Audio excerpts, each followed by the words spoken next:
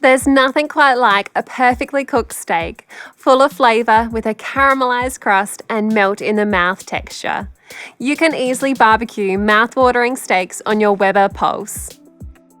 And now it's time for me to show you just how easy that is. Before you start cooking, there are a few important steps you need to take. Firstly, like all Weber barbecues, it's important that you preheat your Weber Pulse. Preheating is simple. All you need to do to start your barbecue is connect the front control panel if it isn't already, connect to a power point, and then press the on/off button. When preheating, turn all control knobs to high. Now preheat with the lid closed for 15 to 20 minutes or until the barbecue reaches 290 degrees Celsius. We're preheating the pulse to a higher temperature than usual, but this is to ensure that we create those amazing caramelised sear marks on our steaks.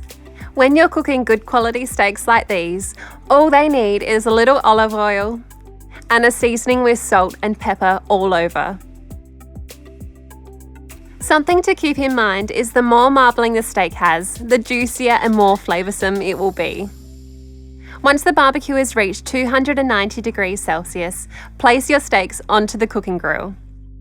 Using your tongs, gently press down on the steaks to ensure good contact with the hot cooking grill.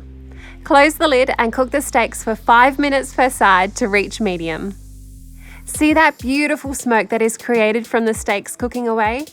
By barbecuing with the lid down, we are cooking our steaks in a cloud of that beautiful barbecue flavour.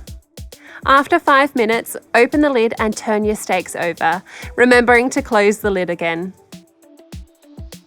The aromas of these steaks cooking and caramelising smells just so good. Take the steaks off the barbecue and allow them to rest for at least 3 minutes.